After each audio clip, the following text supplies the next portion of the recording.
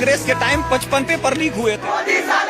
Resigning from my post as education minister. ऐसा क्या हुआ कि मोदी सरकार को धर्मेंद्र प्रधान से इस्तीफा लेना पड़ा, या फिर ये मोदी सरकार की कोई नई चाल है? और क्या देश का युवा किसी का भी इस्तीफा ले सकता है, यहाँ तक प्रधानमंत्री का भी? कभी कभी राजनीति में सबसे बड़ा फैसला वह नहीं होता जो सामने दिखाई देता है, बल्कि वह होता है जो उसके बाद होता है।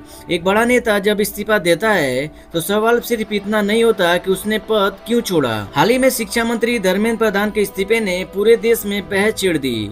कुछ लोगों ने इसे जवाबदेही बताया, कुछ ने इसे जनता के दबाव का नतीजा कहा, और कुछ ने दावा किया कि यह प्रधानमंत्री मोदी का एक राजनीतिक गेम प्लान था। आज की वीडियो में हम भावनाओं से नहीं बल्कि घटनाओं की टाइमलाइन, सरकारी फैसले और राजनीतिक विश्लेषण के साथ इस पूरे मामले को जांच करेंगे। तो चलिए आज की इस वीडियो को शुरू करते हैं।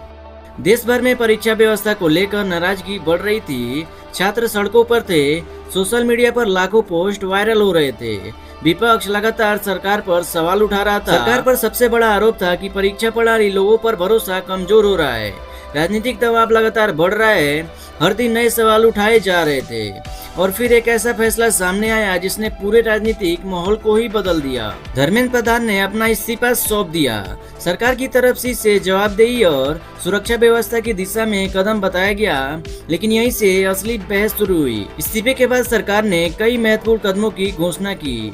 परीक्षा प्रणाली में सुधार की बात हुई, भविष्य में पारदर्शिता बढ़ाने के लिए नए उपायों का संकेत दिया गया, जांच एजेंसियों की भूमिका बढ़ाई गई। सरकार का संदेश साफ था कि अब व्यवस्था में बदलाव होगा ही होगा। लेकिन यहाँ पे सबसे बड़ा सवाल यह है कि अब धर्मेंद्र प्रधान शिक्षा मंत्री नहीं रहे तो क्या इंडियन एजुकेशन सिस्टम ठीक हो जाएगा? बीते कल प्रहलाद जोशी को शिक्षा मंत्री बनाया गया। ये नई नीतियाँ ला सकते हैं, एबिलिटी तय कर सकते हैं, दोषियों पर कार्रवाई सुनिश्चित भी कर सकते हैं, और टेक्नोलॉजी बेस्ड ट्रांसमिशन को आगे बढ़ा सकते हैं। लेकिन NEET UG 2026 paper leak India में कोई नया नहीं है। इसके पहले भी बहुत सारे एग्जाम इंडिया में लीक हो चुके हैं। अगर सवाल है कि बीजेपी और कांग्रेस सरकार के दौरान भारत में कितने एग्जाम लीक हुए, तो इंडिया टुडे इंडियन एक्सप्रेस के एक रिपोर्ट के अनुसार 2005 से लेकर यानी अभी तक 65 एग्जाम इंडिया में लीक हो चुके हैं। लेकिन ये कहना गलत होगा कि नया शिक्षा मंत्री के आने से ही पेपर लीक होना बंद हो जाएगा, तो ये हकीकत नहीं है। सवाल सिर्फ चेहरे का नहीं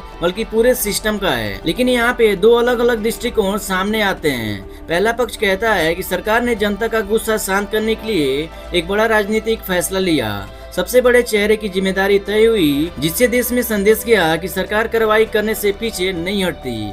इसके बाद सुरक्षा की घोषणा कर सरकार ने चर्चा का केंद्र ही बदल दिया। लेकिन दूसरा पक्ष इससे सहमत नहीं है। उनका कहना है कि जब किसी बड़े विवाद के बाद जवाबदेही तय होती है तो उससे राजनीतिक रणनीति कहना उचित नहीं, और लोकतंत्र की जनता की आवाज पर निर्णय लेना सामान्य प्रक्रिया है। यानी एक ही घटना को दो बिल्कुल अलग अलग नजरिए से देखा जा रहा है। अगर पिछले कई वर्षों की राजनीतिक देखें तो नरेंद्र मोदी की कार्यशैली में एक बात अक्सर दिखाई देती है। सबसे संकट के समय सरकार पहले स्थिति का आकलन करती है और आलोचक इसे राजनीतिक मैनेजमेंट बताते हैं। लेकिन किसी भी लोकतंत्र में इन दोनों दृष्टिकोण का मौजूद होना स्वाभाविक नहीं है। अब सबसे बड़ा सवाल, क्या धर्मेंद्र प्रधान का इस्तीफा पहले से ही प्लान गेम था या फिर परिस्थितियों में लिया गया एक राजनीतिक फैसला? इस सवाल का कोई सार्वजनिक और निर्णायक प्रावधान अभी तक उपलब्ध नहीं है। इस सवाल का कोई पब्लिक एविडेंस उपलब्ध नहीं है। जो तथ्य सामने आए हैं वे बताते हैं कि इस्तीफा हुआ, उसके बाद सरकार ने सुधारों की घोषणा की